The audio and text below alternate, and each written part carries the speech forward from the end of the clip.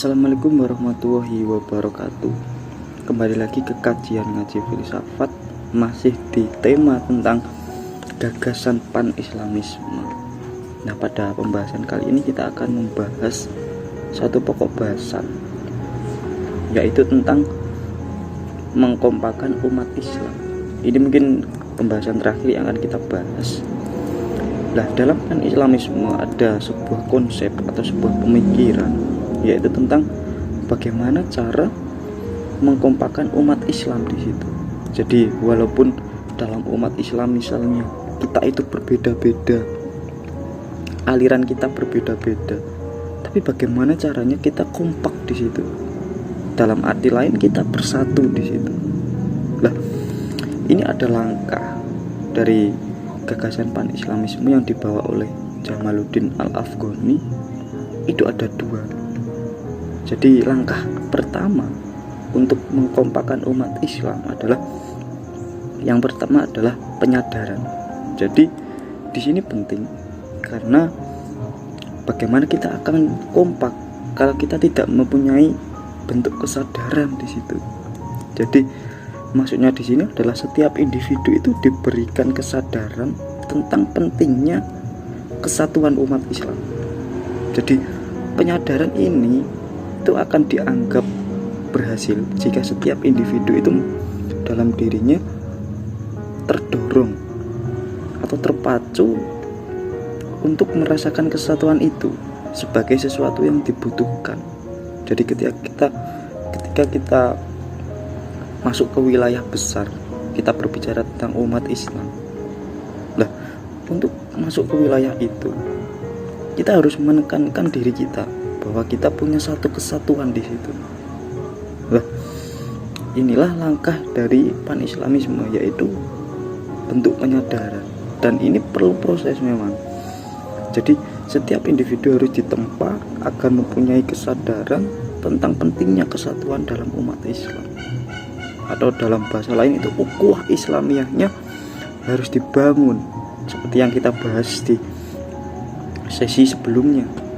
Nah, inilah yang menjadi tantangan kita bagi umat Islam ketika kita dihadapkan oleh peradaban zaman yang maju begitu pesatnya. Kita terbawa dampak dari barat, kita terpengaruh aliran-aliran dari barat yang maju pesatnya luar biasa. Lah, kalau kita tidak mempunyai benteng di situ, kita tidak mempunyai sebuah konsep diri yang matang di situ, kita akan terjerumus ke dalam aliran-aliran yang ada di barat dan sudah mempengaruhi cara berpikir umat Islam di situ.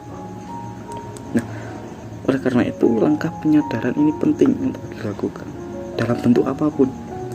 Mungkin misalnya teman-teman di wilayah organisasi misalnya, lakukan langkah itu untuk mengkompakan umat Islam. Terus yang kedua, itu langkahnya ada yang namanya motivasi di sini. Jadi jika penyadaran dalam setiap individu itu telah tertanam, dalam hatinya sudah tertancap bahwa kita sebagai umat Islam ini penting sekali untuk bersatu. Nah, di situ akan terlihat pada diri mereka muncul yang namanya sebuah motivasi, muncul yang namanya cita-cita yang tinggi di situ. Jadi kepribadian yang jelas, dorongan yang kuat, dan tekad yang bulat di situ untuk dibutuhkan bagi suatu kekuasaan dan kemenangan di situ. Jadi setelah penyadaran itu sudah tertanam dalam diri seseorang, ketika pemikiran seseorang itu sudah hidup, maka kita perlu yang namanya motivasi. Kita perlu membentuk tujuan, kita perlu membentuk cita-cita. Mau dibawa kemana sih umat Islam ke depan ini? Nah, disinilah pan-islamisme hadir. Jadi katanya Jamaluddin Al-Afghani itu kan, sadarkan umat, berikan motivasi. Jadi penyadaran tanpa motivasi tidak ada gunanya, karena dari dua hal itu diharapkan ada kesadaran pergerakan. Jadi tujuan konkret ketika kita ingin bersatu, ketika kita ingin mempunyai harapan untuk mengkompakan umat Islam, itu ya tadi, kesadaran pergerakan dari setiap individu. Nanti ketika sudah individu kita merambat ke sosial dalam lingkup besar, lah itu sulit karena kita harus menghidupkan pemikiran orang di situ. Nah, itulah kenapa ini dibahas ketika kita membahas pan-islamisme, yaitu mengkompakan umat Islam. Walaupun kita mungkin beda negara, beda bangsa, beda suku, akan tetapi ketika kita sama-sama Islam kok, Tuhan kita sama, Nabi kita sama, Nabi Muhammad, tuntunannya, petunjuknya Al-Quran dan hadis. Lah, apa yang perlu kita bangun di situ? Nah, tentang kesatuan ini. Nah, terus selanjutnya dibahas tentang gagasan politik. Jadi katanya Jamaluddin Al-Afghani, bentuk pemerintahan yang ideal itu negara republik yang demokratis, di mana ada kebebasan mengeluarkan pendapat dan kewajiban kepala negara untuk tunduk kepada undang-undang dan bukan otokratis. Jadi pemerintah tidak boleh semena-mena menentukan hukum sendiri. Dan nanti akan menimbulkan yang namanya perubahan orientasi politik masyarakat di situ. Jadi untuk membangun pemerintahan yang bersih dan kuat, yang pertama kali dibangun apa? Ya masyarakatnya. Jadi ketika kita berbicara tentang pemerintahan, mau sebagus apapun pemerintahannya, kalau kualitas masyarakatnya itu rendah, SDM dari masyarakatnya itu rendah, ya percuma. Jadi untuk membangun pemerintahan yang kuat, ya bangun dulu masyarakatnya di situ lewat jalur pendidikan. Jadi harus ada perubahan orientasi pemikiran dalam masyarakat, dari keterpakuan serta sikap menerima saja terhadap pemerintahan yang ada menuju upaya perubahan terhadap kondisi yang tidak sesuai dengan nilai-nilai ajaran Islam tersebut. Jadi masyarakat harus kritis di sini ketika menghadapi tata sistem pemerintahan dalam bentuk apapun. Jadi pada hakikatnya nanti kekuatan sebuah masyarakat akan bernilai bila timbul dari dalam diri mereka sendiri. Di lembaga perwakilan tersebut kan sangat tergantung pada orang-orang yang akan mengisinya nanti.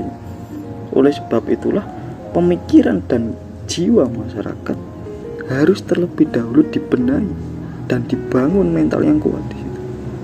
Bagaimana mungkin kita akan bermimpi punya pemerintahan yang maju, yang memiliki konsep-konsep yang luar biasa, akan tetapi masyarakatnya tidak dibangun, akan tetapi malah pemegang pemerintahan itulah yang seolah-olah tidak mempedulikan masyarakat.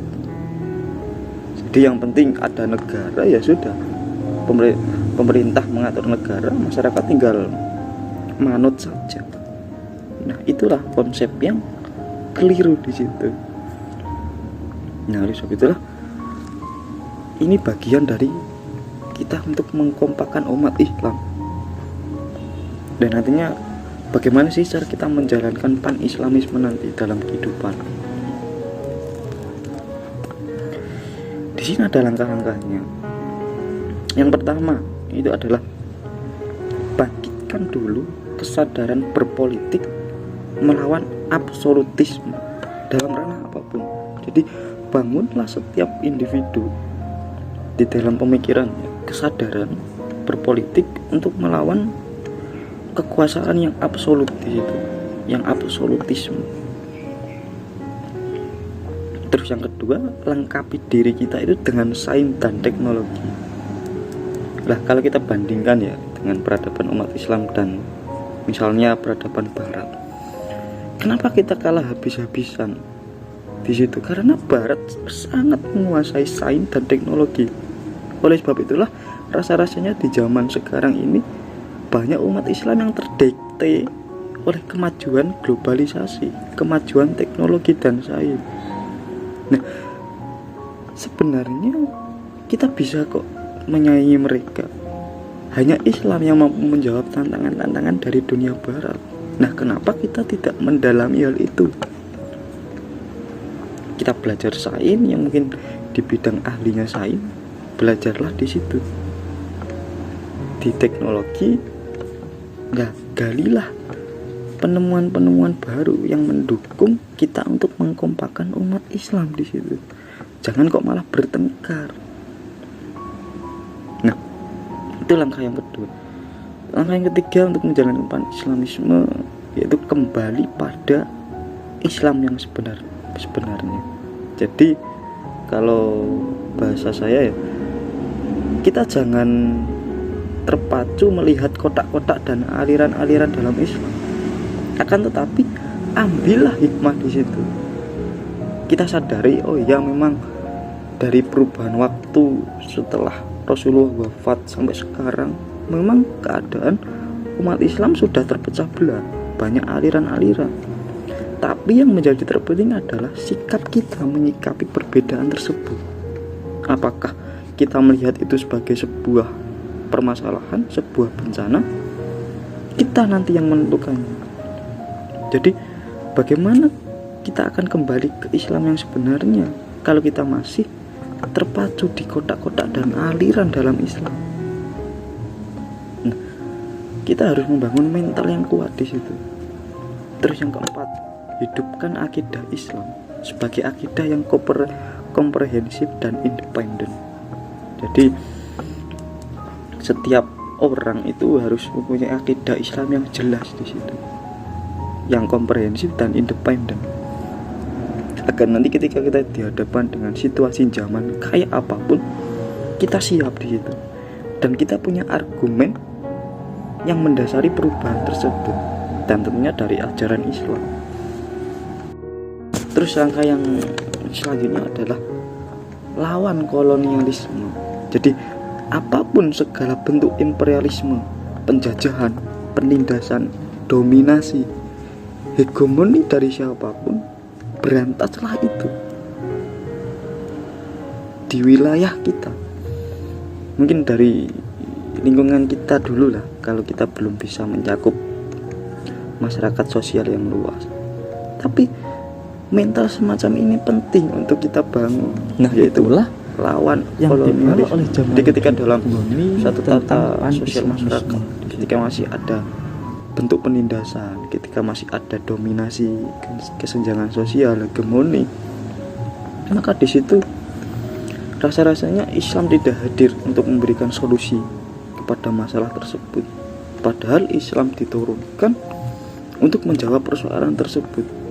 Ketika kita berbicara tentang sejarah Nabi, bagaimana Nabi itu menghapus yang namanya perbudakan, itu kan bentuk dari menghilangkan penindasan, bentuk dari menghilangkan penjajahan. Nah, itulah yang harus kita tiru dari praktek Nabi Muhammad, dari kehidupan beliau dulu. Jadi lawanlah kolonialisme. Terus yang selanjutnya adalah ini yang paling penting, tegakkan persatuan Islam. Jadi kunci kesuksesan sosial umat Islam adalah ada di ukhuwah Islamiyah.